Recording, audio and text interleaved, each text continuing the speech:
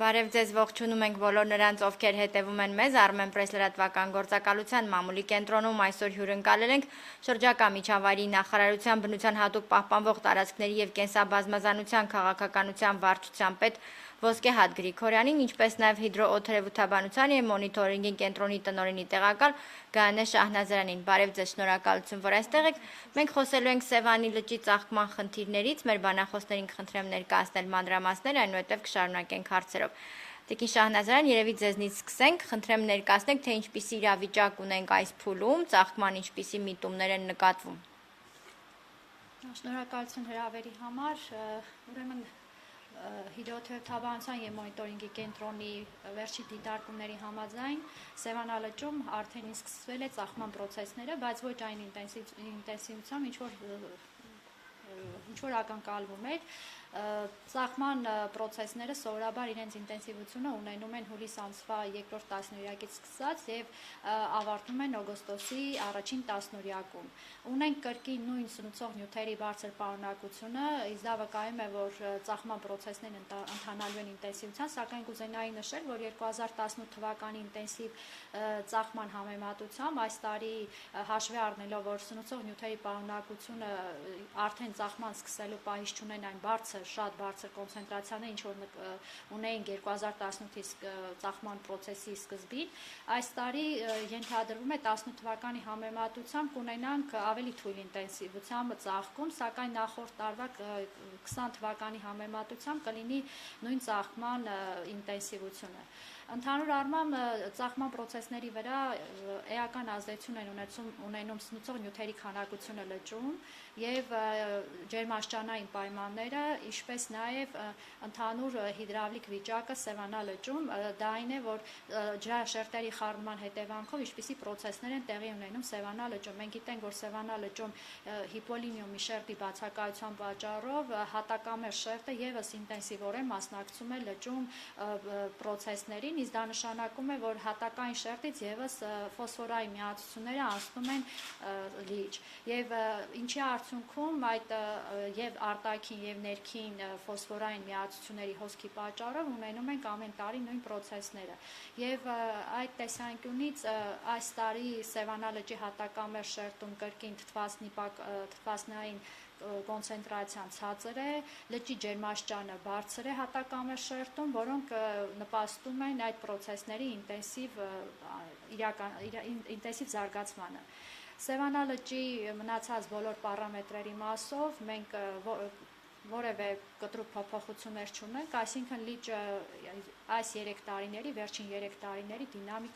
փոփոխության դինամիկան կրկնում է։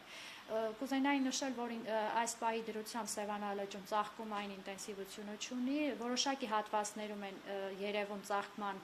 օջախները, այդ կանաչ երևույթները եւ այդ process-ները դեռ ամբողջ ծավալով տարածված չեն Սևանա լճում։ Այսինքն, եթե նույնիսկ հուլիս ամսին ունենանք այդ ծաղկման բուռն հատվածը, կրկին տեղ ենք ունենալու, թե ականատես ենք լինելու ամբողջ։ Այդ հարցին պատասխանը միանշանակ չեմ կարող, որովհետև այդ process-ի վրա միաժամանակ մի քանի գործոն են ազդում, նաև ջերմաստիճանը եւ քամիների առկայությունը, որովհետև եթե իրար հաջորդող օրերին ջերմաստիճանի ֆոնը շատ բարձր է լինում, դա նպաստում է, որ ծաղկման process-ը ավելի ինտենսիվորեն արտահայտվի եւ եթե քամին ու ջերմաստիճան քամի է լինում որոշակի արագությամբ, ինչը բերում է ջրաշերտերի խառնման, մենք այդպիսի ինտենսիվությամբ ծածկում ամբողջ ծավալով տեղի չի ունենա եւ այս պահի դրությամբ այդպիսի կանխատեսումներ հնարավոր չի անել եւ արված չի, որպեսզի կարողանամ այդ հարցին միանշանակ պատասխանել։ Բնակնիմական պայմաններից ելնելով արդեն Երևա 5-օրյա քանի որ մեր կենտրոնը 5-օրյա կանխատեսում է իրականացնում, այդ 5-օրյա կանխատեսման ժամանակահատվածի համար նոր հնարավոր կլինի ասել ինչպիսին կլինի լճի վիճակի զարգացումները։ Շնորհակալ եմ շատ։ Տիկին Գրիգորյան, խոսքը ձեզ փոխանցենք, ինչ աշխատանքներ են տարվում Սևանի մաքրման եւ նման ծաղկման process-ները հետագայում կանխելու համար, իհարկե մասնագետները սովորաբար նշում են, որ առաջիկա տարիներին էլ ենք դեռ այս խնդրին ականատես լինելու, իրավիճակը մեղմելու համար ինչ է արվում։ Ընթացող ծրագրերից առանձնապես կարևոր ուզում եմ նշել Եվրոմիության եւ Գերմանիայի Դաշնային Հանրապետության տնտեսական համագործակցության ու զարգացման նախարարության կողմից համատեղ ֆինանսավորվող Սևանա լճի շրջակա միջավայրի պահպանություն EU for Sevan ծրագիրը 5 միլիոն եվրո դրամաշնորհային ծրագիր է սա, տևողությունը 48 ամիս է, պաշտոնական մեկնարկվել է 2021 թվականի մարտի 15-ից, ավարտը նախատեսվում է 24 թվականի օգոստոս ամսին։ Այս ծրագիրը 5 արդյունքներ է փորձում լուծել, հասնել 5 արդյունքների Սևանա լճի էկոհամակարգի համար։ Առաջին արդյունքը դա Սևանա լճի եւ նրա ջրհավաք ավազանի մշտադիտարկման մոնիտորինգի համակարգի եւ կարողությունների բարելավումն է։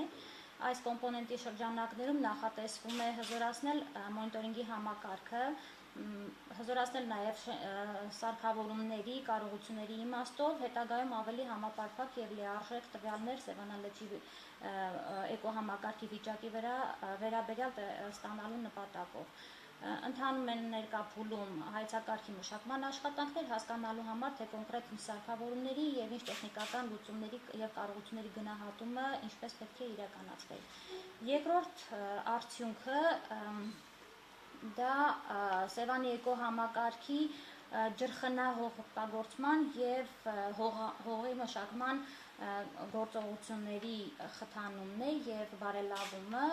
գլխավոր նպատակը հարակից շրջակա համայնքների հողօգտագործողների մոտ առավել էկոլոգիապես անվտանգ եւ օրգանական գյուղատնտեսության պիլոտային ծրագրերի իրականացումն է, լավագույն փորձի փոխանակումը եւ ներդրումը, որի արդյունքում օրգանական պարտանյութերի կիրառմամբ, ջրխնայող տեխնոլոգիաների կիրառմամբ հնարավորինս էկոհամակարգի վրա ազդեցությունը մարտածին հարակից համայնքներից նվազ կլինի։ Այս ուղղությամբ եւս արդեն իսկ ընթանում են պիլոտային ծրագրեր եւ մի շարք համայնքներում ներդրված են ջերմոցային տնտեսություններ, բույսերի մշակման որոշակի մեթոդոլոգիաներ են կիրառվում եւ այլն։ Երրորդ կոմպոնենտը, երրորդ արդյունքը, դա թերևս համարում եմ ամենակարևորը, դա Սևանա լիճ հոսող կոյուղու կեղտաջրերի եւ ինչպես նաեւ կեղտաջրերի մաքրման բնական լուծումների կարողությունների զարգացման ուղղությամբ արդյունքն է։ Սրա շրջանակներում կատարվելու է հետևյալ աշխատանքները։ Մինչև տարեվերջ, հուլիս ամսից մինչև տարեվերջ արդեն իսկ ընտրված փորձագիտական թիմը իր աշխատանքային խմբով իրականացնելու է ուսումնասիրություններ ամբողջ դաշտի, կոյուղաջրերի հոսքի եւ ծածկույթի մասով եւ առաջարկելու են այդ ուսումնասիրությունների արդյունքում կոնկրետ արդեն այն տարբերակները, որոնք նպաստավոր են եւ ճիշտ են կիրառել Սևանա լճի ավազանի կոյուղաջրերի մաքրման տեսանկյունից, այսինքն ինչպիսի կայաններ պետք է լինեն եւ կոնկրետ որ կայաններն են առավել օպտիմալ այս դեպքում Սևանա լճի ավազանի հարակից համայնքներում կիրառելու։ Նպատակ ունի նաեւ մեկ պիլոտային համայնքում քննարկվում է, թեպետ քննարկվում է 3, բայց այս պայմանությամբ ֆիքսված է մեկ պիլոտային կայանի տեղադրման, մեկ համայնքում կայանի տեղադրման հարցը։ Այս հետազոտությունները նաև մեզ կօգնեն հետագայում ներդրումների տեսանկյունից կամ թեկուզ այլ կազմակերպությունների կողմից կոյուղաջրերի մաքրման կայանների համար արդեն հիմնարար արդյունքներ կլինեն հասկանալու համար, թե կոնկրետ ինչ կայան կարող է լիարժեքորեն եւ արդյունավետ ծառայել Սևանա լճի այս խնդրի լուծման համար։ Չորրորդ արդյունքը արդեն հասարակության իրազեկման բարձրացումն է եւ Սևանա լճի հիմնախնդիրների շահագրգիռ կողմերին համայնքների շահագրգիռ կողմերին տեղեկատվության հասանելիության եւ այս հասանելիության լուծումն է դրված այս բաղադրիչի շրջանակներում հուլիս ամսից մեկնարկելու են տեսահոլովակներ, այսպես ճանաչողական քարոզարշավներ եւ ամենակարևորներից մեկը նշեմ նաեւ, որ իրականացվելու է COVID-19-ի սոցիալական հետևանքներին նվազեցմանը միտված արդեն իսկ մեկնարկել է այս պահին եւ իրականացվում է աշխատանքներ կոնկրետ գետերի ափամերձ տարածքների եւ հուների մաքրման աշխատանքները կոշտ կենցաղային թափոններից ինչպես նաեւ գետարի ափամերձ տարածքներում ծառատնկման աշխատանքների ապապաշտպան շերտ ստեղծելու նպատակով։ Այս աշխատանքներին ներգրաված են լինելու շուրջ 1000 մարդ, որոնք իրենց կողմից կատարված աշխատանքների արդյունքում ստանալու են սոցիալական աջակցություն, դրամական աջակցություն եւ նաեւ ձևավորվելու է, այսպես ասած, տարածքների մաքրության եւ պահպանության տեղական ինքնագիտակցության բարձր մակարդակ, առհասարակ միտված են նաև երկրորդ կոմպոնենտի բնապահպանական իրազեկման մակարդակի բարձրացման այս աշխատանքները։ Ընտրված գետերն են Կարճախփյուրը, Արգիճին, Մասրիկը, Գավառագետը։ 5-րդ կոմպոնենտը ծրագրի միտված է Սևան լճի էկոհամակարգի կառավարման բարելավմանը։ Այս հիմքում դրված է արդեն խորքային ուսումնասիրությունների անհրաժեշտությունը առ այն, որ Սևան ազգային պարկի արդեն ժամկետը ավարտված կառավարման պլանի, նոր կառավարման պլանի մշակման անհրաժեշտությունն է այստեղ դրված, որի հիմքում մենք նախատեսում ենք իրականացնել հորիզոնական նիշերի ճշգրտում, ափամերձ համայնքների հետ սահմանների ճշգրտման աշխատանքներ, ինչպես նաև Սևանալճի օրենսդրության վերանայումն է նախատեսված այս կոմպոնենտի շրջանակներում, քանի որ երկար տարիներ է այդ օրենսդրությունը արդեն ներկա փուլում վերանայման կարիք ունի եւ ինչպես նաև համալիր ծրագիրները գնահատման եւ արժևորելու անհրաժեշտություն ունեն։ Կարևորում եմ այս մասում հետևյալ ենթաբաղադրիչը, այս բաղադրիչի շրջանակներում, որը միտված է Սևան ազգային պարկի կարողությունների զարգացմանը եւ քննարկվել է այսպես տեխնիկատնտեսական հագեցվածության տեսանկյունից ազգային պարկի ձեռք բերել խոշոր տեխնիկա ազգային պարկի կողմից հետագայում պլանավորվող եւ հեռանկարային ծրագրերի իրականացման մասով, մասնավորապես շենքշինությունների քանդման, անտառտնկարկների մաքրման եւ այս ուղղությամբ այլ աշխատանքներ իրականացնելու համար։ Ուզում եմ նշել նաև քննարկման փուլում գտնվող այլ դրամաշնորհային ծրագրերի մասով, որ այս պահին գլոբալ էկոլոգիական հիմնադրամի հետ, ինչպես նաև Ասիական զարգացման բանկի հետ քննարկվում են եւս ծրագրեր, որոնք միտված են Սևանալճի էկոհամակարգի բարելավմանը։ Բացի EU for Sevan ծրագրից մշակվել է Սևանի ջրավազանային կառավարման պլանը, որի գլխավոր նպատակը ջրօգտագործման հավասարակշռումն է տնտեսական եւ բնապահպանական իմաստով։ Այս պահի դրությամբ փաստաթուղթը գտնվում է բնապահպանական փորձաքննության փուլում, որից հետո դրվել է նաեւ հանրային լսման, որից հետո արդեն ըստ սահմանված կարգի կգնա հաստատման։ Ցանկանամ նշել շենքշինությունների ապամոնտաժման հետ կապված 1901.5 մետր նիշից ներքև գույքագրվել է թվով 1650 քանդմանի ենթակա շենքշինություններ, սակայն ծավալները եւ բարդությունը եւ ֆինանսական առումով խնդիրները հաշվի առնելով 19 թվականին ապամոնտաժվել է թվով 8 ապօրինի շենքշինություններ, իսկ 21 թվականի ընթացքում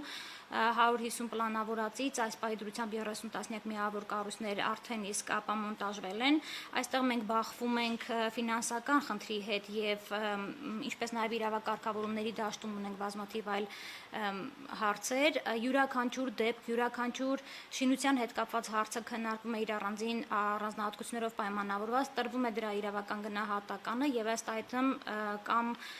քանդվում է ազգային պարկի կողմից կամ համապատասխան ծանուցումներով հենց սեփականատերերի կողմից, հակառակ դեպքում նաև դատական կարգով լուծումներ են նախատեսվում այս մասով։ Դատական լուծումների հետ կապված շատ են դեպքերը։ Թվային տվյալ մենք քիչ կդժվարանամ այս մասով ասել, բայց ընթացակարգային ամբողջ դաշտը գույքագրված է, բոլոր խնդիրները վերհանված են եւ այդ խնդիրներն իրենց, ինչպես նշեցի, իրենց առանձնահատուկ մոտեցման սեկտորում իրենց լուծումները ըստ ընթացակարգի տրված է եւ որևէ մեկը մի կողմ դրված չէ։ Այս պահի դրությամբ բոլորը ընթացիկ են եւ աշխատանքներ գնում են այս մասով։ Ափամերձ տնկարկների մաքրման հետ կապված, ինչպես գիտեք, դեռևս 19-21 թվականների համար նախատեսված էր 750 հեկտար 1901 նիշից ներքև գտնվող տարածքների մաքրման աշխատանքներ, որի շրջանակներում Հարությունյան շին ՍՊ-ի հետ կնքվել է պայմանագիր եւ 19 թվականին մաքրվել էր 66.5 հեկտարից 98 հեկտար տարածք, 20 թվականին նախատեսված էր մաքրել 271 հեկտար տարածք, սակայն փաստացի աշխատանքների ընդունված աշխատանքների ծավալով նախարարությունը ընդունել է կազմակերպության կողմից 45 հեկտարը, մնացած մաքրման հետ կապված առկա են եղել փաստաթղթերում եւ իրականացված աշխատանքներում թերություններ եւ անճշտություններ, որոնց լուծման համար համապատասխան ընթացք է սահմանվել, պայմանագիրը միակողմանիորեն լուծվել է կազմակերպության հետ եւ դադարեցվել են աշխատանքները։ Հաշվի առնելով շենքշինությունների ապամոնտաժման գործընթացում ունեցող մեր բարդությունները, ինչպես նաև ապամերձ տնկարկների մաքրման գործընթացում վերջին տարիների ընթացքում վերլուծությունները, արդյունավետության գնահատականը, կայացվել է որոշում առ այն, որ հաջորդ 22 թվականին նախատեսվող գումարի շրջանակներում 208 միլիոն դրամի շրջանակներում պետք է Սևան ազգային պարկի այդ վերաբաշխումը կատարվել եւ այդ գումարի մի մասը, գլխավոր մասը ուղղված է Սևան ազգային պարկի տեխնիկական կարողությունների վերազինմանը, այսինքն նպատակ ունենք այս աշխատանքները իրականացնել Սևան ազգային պարկի միջոցով իր սեփական տեխնիկական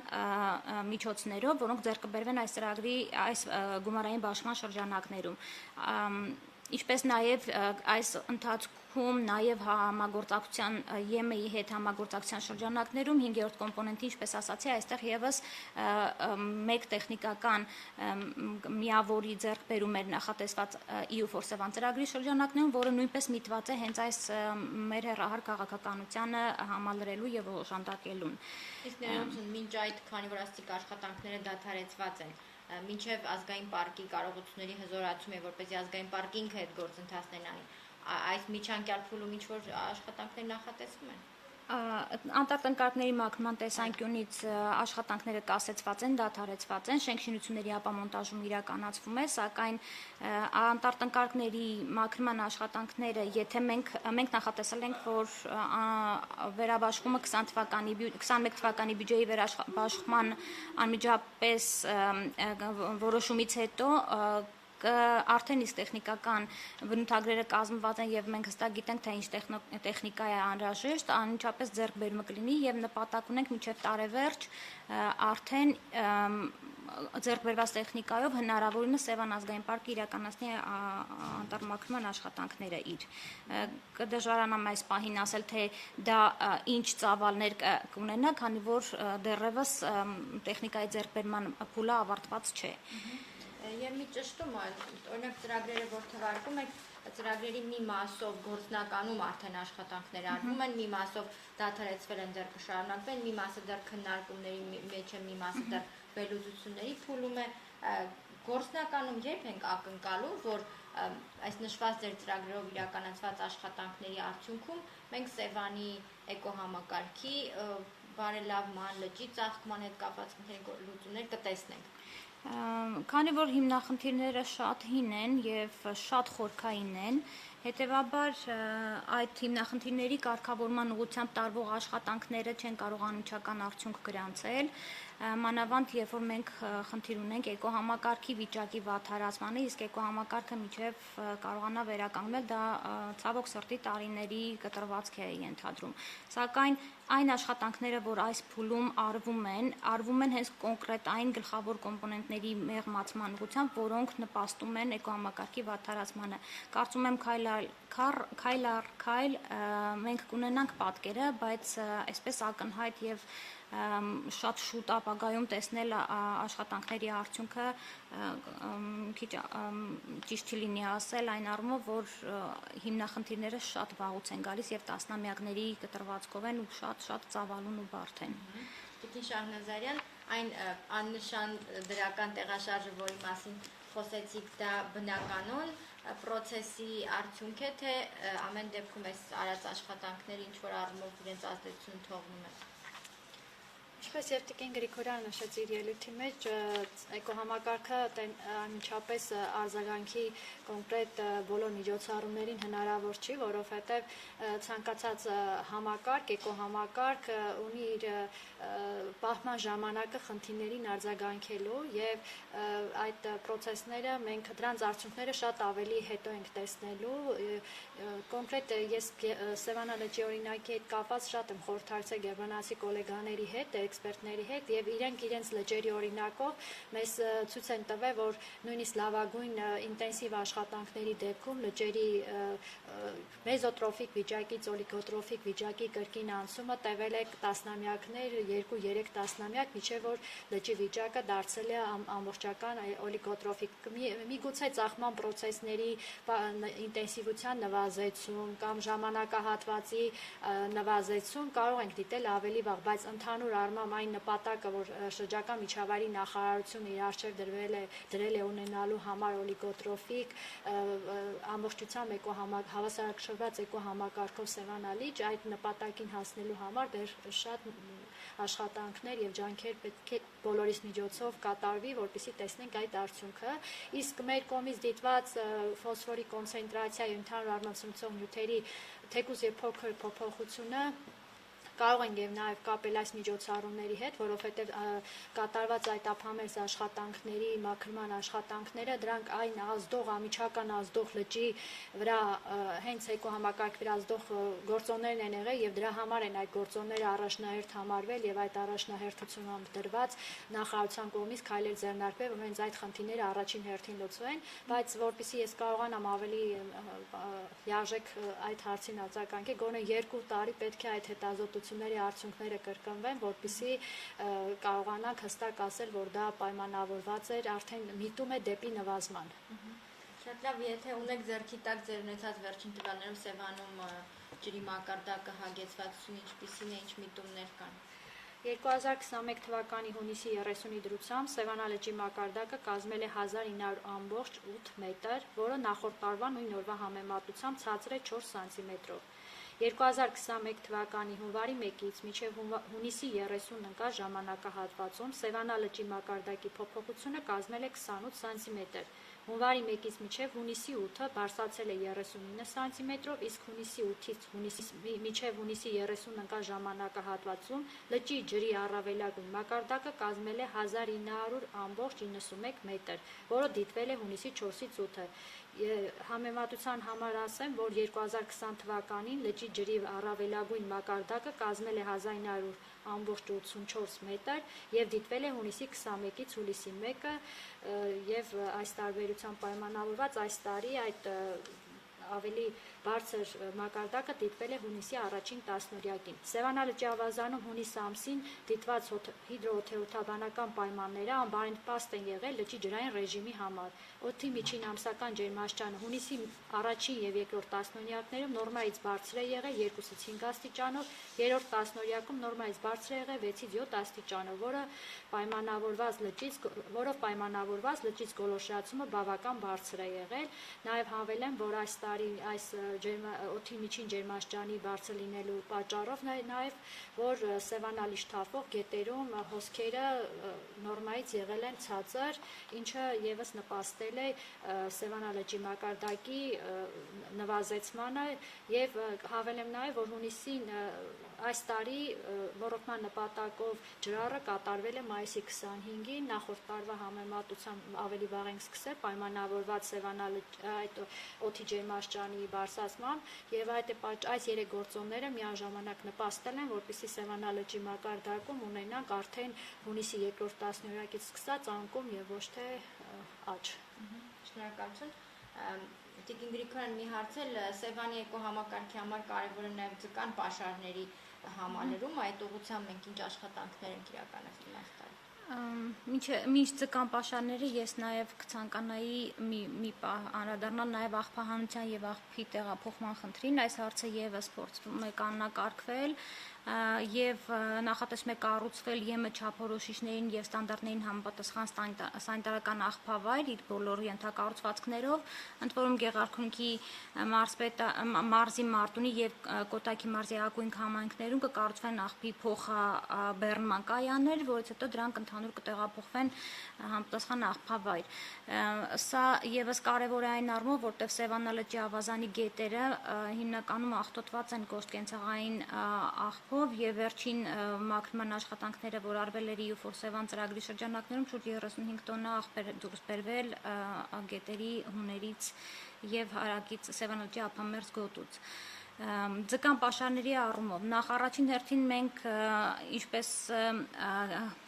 բազմիցս ներկայացվել է նախարարության կողմից 20 թվականից սկսվել է կանոնակարգումը ՍԻԳ-ի արդյունագործական որսի մասով։ Այս 20 թվականի արդյունքները հետևյալն են, որ թվով 255 պայմանագիր էր կնքվել, որի արդյունքում փաստացի որսվել է 204 տոննա ձուկ եւ այս ծրագրի գլխավոր նպատակը անօրինության դաշտում գործող ձկնորսին օրինական դաշտ բերելը եւ կանոնակարգել ու կանոններ սահմանելն էր, որպեսզի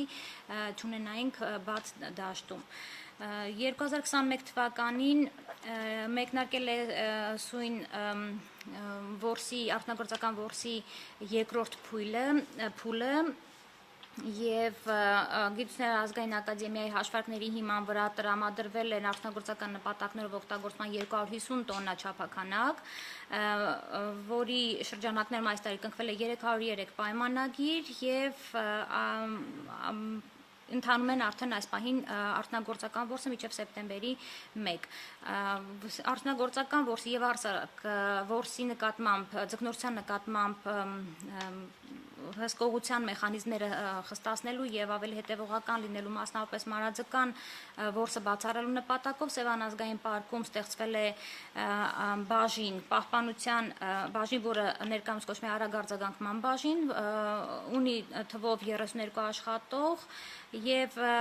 4 հերթափոխով 8-ական տեսուչով աշխատելով ապահովում են 24-ժամյա հսկողություն։ Արձանագրվում է ամեն ինչ, ինչը որ հայտնաբերվում է արագ արձագանքման խմբի կողմից։ Սա որսի կանոնակարգումների մասով։ Ձկան պաշարի համալրման մասով 2020 թվականին Սևանա լիճ բաց է թողնվել 625,000